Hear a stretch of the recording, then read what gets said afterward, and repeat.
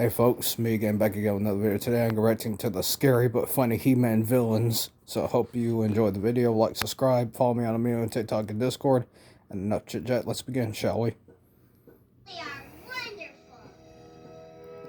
Wait for it. Listen, I am not funny. I'm not kind. Kind of hilarious He-Man villains. Complete backstories explained. He-Man and the Masters of the Universe. Look, y'all know I love the He-Man series, the original He-Man series. This show was extremely popular. He-Man! Kids. And as a cartoon, it broke the convention that animated shows cannot be successful on weekday slots. The pro-social message in the narrative, the action-packed... It made you laugh, made you cry, or just by being there. All combined to make something that... This was on heavy rotation. However, it all started from the quest to give a toy a suitable backstory. The kids had no idea who the good guys and who the baddies were. And without a nice story, they wouldn't know how to play with those characters. Our beloved childhood show has come a long way since then. Ain't that the truth? We are waiting for the Masters of the Universe live-action movie with bated breath. The worldwide pandemic and subsequential lockdowns. I don't see that happening anytime soon, so yeah. It's going to be politicized to oblivion, so yeah. Several directors have come and gone, and the project has changed hands faster than a $10 bill in a market, with the superhero craze striking a chord with audiences of late. The well-written He-Man lore might just pave the way for a blockbuster, although there was a previous You know they're gonna hire some hipster half-wit to play He-Man. In this video, we will go over a quick insight into some of the dreaded villains of the He-Man universe, as you wait to see these terrifying baddies in action on the big screen soon. Before we get into the explanation, we have a very small request. Check out their channel and subscribe. By subscribing to our channel. This is a small click from you, but it means a lot to us. Thank you. Let's begin. Call me Skeletor. So basically, you're Darth Vader that farts. Skeletor is probably the most bizarre. Woo! It's just funny just thinking about it. Often referred to as the evil master of odors. His superpower is the ability to release That's why I love the show. at will. The stench being so powerful that it makes the enemy immobile. Don't care about female fragrance. That's for females.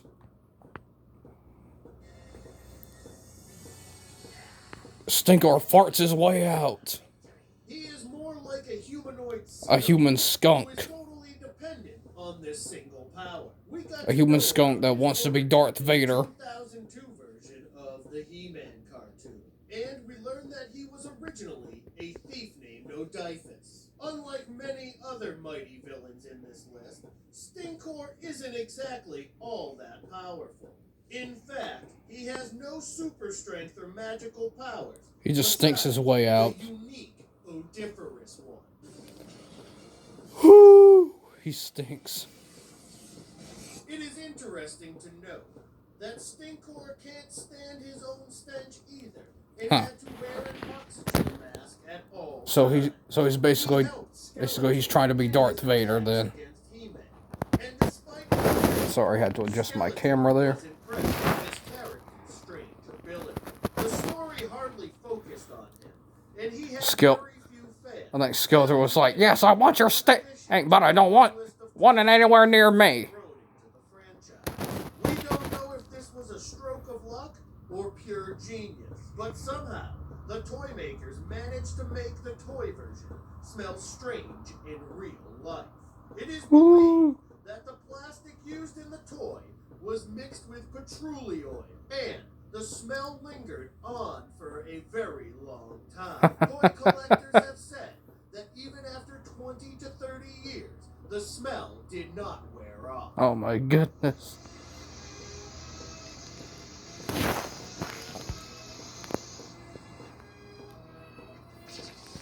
Faker, as is the case case with many characters in this series, there are various interpretations of Faker throughout.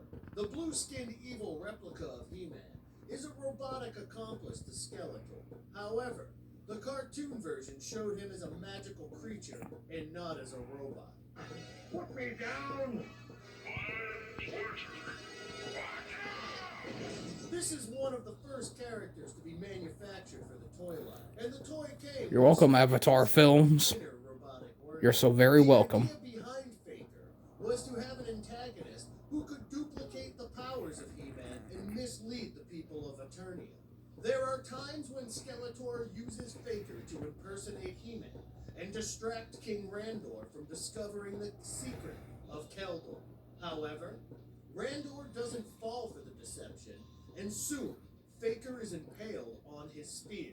He looked exactly like He-Man, and even had the exact same haircut. Basically, Faker was like a blue-skinned He-Man, a fact reflected by the toy version of the character, who also had Skeletor's armor. Faker had a rather small amount of screen time in the cartoon, and Skeletor created him out of nowhere. We often wondered why he didn't create many more of these lookalikes to trouble He-Man. In other franchises, we have admired Superman's evil counterpart Bizarro, the mirror universe You're welcome. in Star Trek. So You're welcome, this DC was Comics. this concept. The idea of having an exact evil replica worked wonders with the audience. It added an extra punch to the story. The action figures from the second release in 1987 are now extreme rarities, and on eBay, the mint condition version of Faker can fetch a ridiculously high price.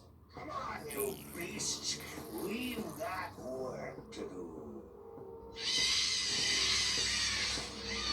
Beastman. Fans of He-Man Beastman. are well aware of the multiple So he basically looks like a werewolf then. From cartoons to comics to live-action movies, Beastman varies quite drastically in these different versions. In some, he is portrayed as a deadly antagonist, and others just make a fool out of him. According to one interpretation, Beastman came to Eternia from Earth on the very same rocket that was carrying Marlena Glenn, who was He-Man's future mother. Another story states him to be Raquel Raquel, which creates quite an interesting storyline. A common feature in all these plots is that he can control animals at will. I'm still Beastman, right? A master of all the animals, right? As you know, Eternia is filled with dreaded monsters and creatures, and the ability to control them makes Beastman a formidable enemy. The toy version was pretty remarkable, coming with removable armor and the string whip. Beastman is an important figure in the comic books, where he is seen as one of the most loyal followers of Skeletor. He could summon the most ferocious animals to aid Skeletor, but his cartoon appearance was toned down, making him a more comical character to suit the desires of the viewers. Here, he is shown as someone who doesn't like being bossed around, and is even expelled from Skeletor's crew as a result. So basically the black sheep of Skeletor's crew. Don't send me away from Snake Mountain. Throughout the series, Beastman remained a Away with you. character, and one of his Away with you, Beastman. was when he set out to capture King Randor, all by himself, and almost succeeded.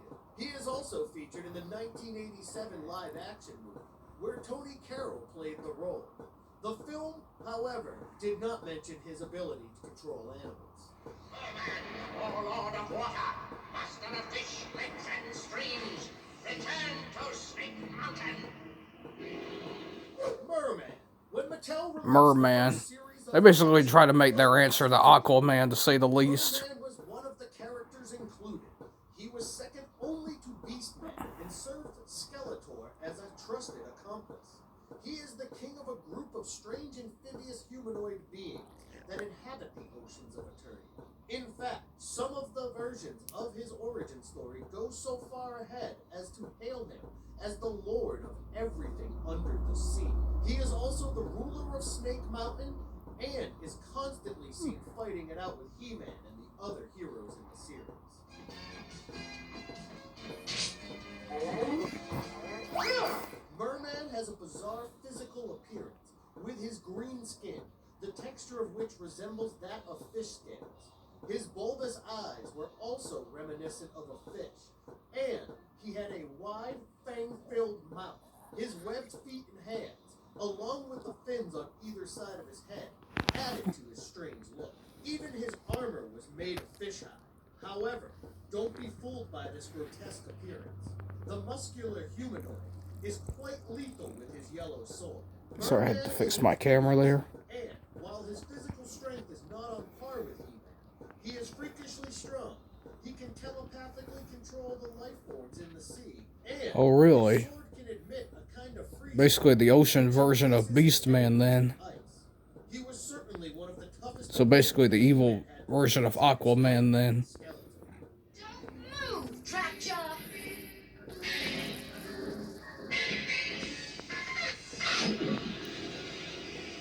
Somebody loves eating metal. Initially, the Masters of the Universe toy line had 7 action figures. Trapjaw was the first new addition to the original line, and was apparently inspired by the character of Jaws from Moonraker Da and da the da da Spy da Who da Loved. da He da also da da bears da some da da da resemblance da to da. Iron Jaw, who was part of one of the earlier toy lines released by Mattel. Trapjaw, a deadly cyborg with a lethal bite, was a member of the notorious group, the Evil Warriors. He had sharp jaws and a robotic arm that could be used to launch various weapons. His wide array of weapons included a hook, saw blade, lasertron, claw, flamethrower, and many others. While he is seen as a minion of Skeletor, his origin story showed him to be much more than just a corny sidekick. The mini-comic series portrayed him as a maniacal mass murderer, though naturally, the character had to be toned down for the cartoon. Trapjaw has appeared multiple times as a villain in the series. Hey, I still recommend the comics though. For being a loyal warrior, fighting for Skeletor. One of the storylines shows him as a thief named Cronus, who challenged Skeletor's tyrannical rule. However, he was banished for his protest, and when he raised an army to fight Skeletor, the rebellion was Skeletor versus Elric of Milna Benet. Now that's a good idea. had him repaired and has since used him as a powerful weapon against his enemies. The 2002 relaunch of the series saw veteran actor Paul Dobson lend his voice to the character, and it is the voice that stuck with the fans. Who are you? A friend. I've been tracking him. He's been scouting you out for an attack. Although Trapjaw was not part of the movie, another cyborg character named Sarad was clearly inspired by him. Someone I can trust. Henceforth, you, Skeletor, shall travel at my side. Zodak. We have included Zodak. in the list of villains Minus the eye. but he is more of a cosmic enforcer who took a neutral stance in the fight between good and evil. However, this was a fairly complicated concept for a storyline that was aimed towards children, and so they made him into a cosmic enforcer. My thanks, Zodak, for coming so quickly. With the fate of Eternia's champion at stake, He is a human, but has clawed feet, which is a characteristic shared amongst almost all the evil characters in the series. In the cartoon, Zodak is portrayed as someone who tries to maintain peace in the universe. He doesn't have any relations with Skeletor, and is often mistaken for one of the good guys. However, if you hold an action figure, it would give you an entirely different story. in today's story, He-Man came to the aid of a planet whose natural resources were being... It is later Whose revealed natural that resources? Skeletor was the last remaining member of the Council of the Wise. Skeletor stole the golden disc of knowledge, which became the source of all his power. Basically, Zodak was supposed to observe the course of events in the universe, including those unfolding in Eternia, without actively interfering. Some versions of the story show him as one of Skeletor's henchmen, but whatever his actual origin, Zodak was definitely one of the characters that stood out the most in the series. And then cue the ad. Said someone stole my bait tonight, and I'm gonna take that as a sign to quit vaping. Jake, you don't spray, you shouldn't. Let that be a lesson to y'all. Quit vaping. Don't be a hipster half-wit. Just don't. Don't be a hipster half-wit. There's a sign that's Oh, this one I can actually skip. Sit upon my throne. My throne. Now. King Hiss, the true ruler of Eternia. King Hiss. You wouldn't find this character in the original animated series of Masters of the Universe. Because by the time this action figure was made, they had stopped production on the show. However, King Hiss can be seen in the 2002 relaunch, where he is one of the most important antagonists. He is the ruler of the Snake Men, who returned to conquer Eternia after being defeated by Hordak. The mini-comics in the 80s portrayed the Snake Men as humanoid snakes, and as such, King Hiss looked like a human, but his body was only a disguise for his grotesque form. His upper body was made of 5 intertwined serpents. Sorry, I had to adjust my camera again, folks. Struck fear in the hearts of viewers. Teach these snakes a lesson. King Hiss could unleash the gigantic snake. No wonder that woman was always smitten. And with his army, he was quite a handful. Ultimately, he was trapped in a timeless dimension alongside his legions of followers. And the power of the Elders was enough to get the better of him. This dimension, called the Void, was deep within Snake Mountain, and a special key was required to free the ones trapped inside. After several centuries and numerous And this is why there's a bounty on snakes. escaping from the Void, and defeated the mighty forces of Skeletor. Your death will be a slow and painful one. His powerful hypnotic skills were good enough to stun He-Man too, and this ruthless monster would eat people alive just for the fun of it. He had some trusted generals in Cobra Khan and Ratman, guiding the pack of vicious monsters. King Hiss viewed his own species as the master race, and everything else was... Well, if that sounds familiar. Oh, wait. The Nazis. Command He-Man's memory to now disappear.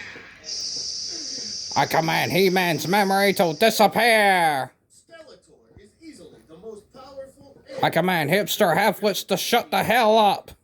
He poses a serious threat to Eternia, and his sole objective is to gain the secrets of Castle Grayskull, so that he can become the master of the universe. At last I have the means to conquer Eternia and crush He-Man once and for all. Anybody who is powerful enough to stop his mission becomes his enemy, and Skeletor is the greatest opponent to the mighty He-Man.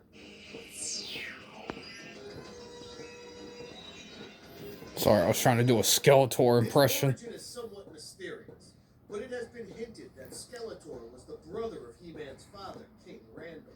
This evil overlord has a unique bluish skin and a muscular build that stands in test. This new personality His skull is exposed. has entered my realm. In a purple hood and loincloth. He Realm, was I shall execute it. Him by force. powerful warlord of the planet Eternia. Later, I shall crush He-Man once and for all. would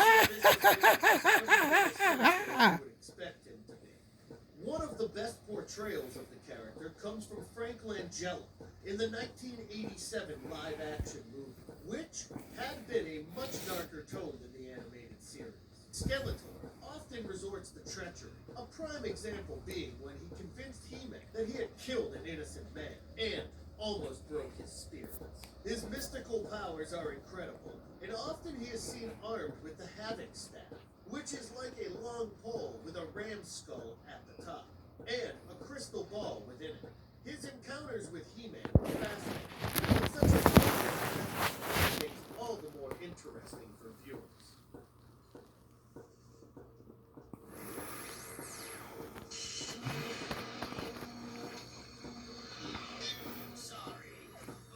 Hordak. Someone particularly evil was required to train Skeletor. In Hordak, Someone has to keep him in line. character that makers were looking for. He hailed from the sister planet of Eternia called Eternia, and was the leader of the Horde forces there. Hordak constantly tried to conquer Eternia in order to regain his place in the Galactic Horde army. He is the defective clone of Horde Prime, and there are some memorable interactions between the two. Your performance against the rebellion has been less than admirable. That will soon be changed, Lord Prime. This character was designed to intimidate. It resembles a bat or vampire. The deadly fangs, Vampire. bat-like ears and I love nose, it. and bluish black hair made him pretty scary. His appearance creates such an illusion that you would think he is well built, but in actual fact, he is pretty thin underneath the armor. His appearance throughout the season are few, but when he does show up, he always has a strong... It was the 80s. Deal with it. Hordak is not bound by illogical emotions, and is an evil genius who happens to be an expert in technology. He has Expert in technology. Neat. And his own laser cannon is quite a devastating weapon. Overall, we have enjoyed some intriguing stories surrounding this bat, and the fans of He-Man will remember him for his menacing nature. Stop! What do you want here? I want you to sleep, young wizard. Oh, her. Oh, Evil Lyn. This oh, Lynn. Oh, that broad. Oh, the smitten one. When we were kids, second in command to Skeletor, this evil witch was skilled in magic. Unlike many She was other crazy. Skeletor, she was pretty intelligent and secretly harbored plans to usurp her master one day. She wasn't as strong as him, but could generate magic without any instruments. Evil Lyn wasn't always dependent on Skeletor and could act on her own will.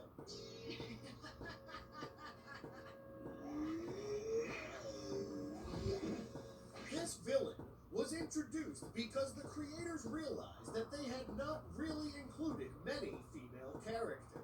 They initially planned her to be some kind of evil warrior goddess, and the end result turned out to be just perfect.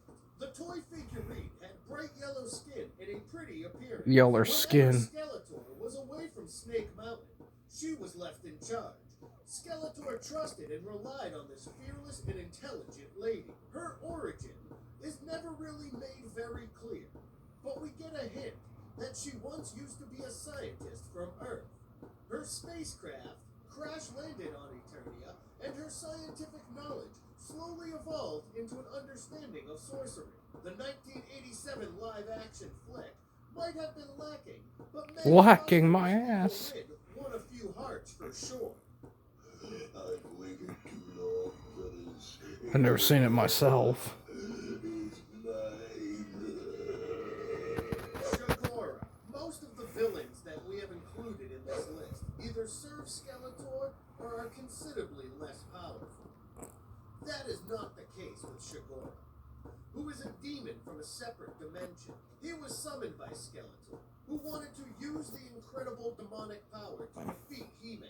Skeletor have brought you here to serve me. You're about here to serve me. Skeletor couldn't control Shagora or dictate. An uncontrollable demon. Imprisoning everyone from Skeletor. Oh, you let the gates of hell open up. There was a memorable showdown with He-Man and his fellow warriors when they apprehended Shagora at Snake Mountain. But the demon summoned his minions to fight for him. Oh, dear. and fled through teleportation. It took something special to get rid of this powerful entity. And Skeletor teamed up with the sorceress to create the spell that was used to summon him in the first place. He was then sunk back into his own dimension, and He-Man had one less mighty villain to deal with. With all the hype around Skeletor, we often forget that there is a villain far more superior, who was luckily disposed of. Just don't expect Darkseid to work for Skeletor. Venom Nest. Venom. I can't stay awake. Cobra Khan. As the name Cobra suggests, Khan! a cross between a cobra and a man. He was an integral part of the evil warriors, and his powerful sleep mist could render the strongest of enemies unconscious. He served King Hiss of the Snake Man, and also the Dark Lord Skeletor. The toy incarnation was part of the third wave of action figures to hit the shelves, but it had a rather particular feature. It could spray water from a Sprayed removable water. head that could be pushed down. This was meant to replicate the character's ability to spray the sleep mist from his hood. See. We still remember the haunting whispers of this character and the hissing voice that made him so striking. So, you were here the whole time. That's right, He-Man. Unlike some of the more dim-witted minions, Khan was a much deeper and darker character. In the 2002 series, which saw the Masters of the Universe relaunch, Is that a Mortal Kombat logo? was replaced with a deadly Oh dear, surprise. venom. He could even control the intensity of the venom and cause anything from minimal damage to something altogether more Surprised severe. people at Mortal Kombat had a fit. Imprisoned in a portal in Snake Mountain, Cobra Khan tried to At a fit. He-Man foiled his effort. He was Because a little competition ain't gonna hurt no one. He-Man and the other heroic warriors a tough time. Anyway, folks, hope you enjoyed the video. Like, subscribe, follow me on Amigo, TikTok, and Discord. Or Skeletor, or we'll use you as his bitch. So, yeah. I'll see you next video.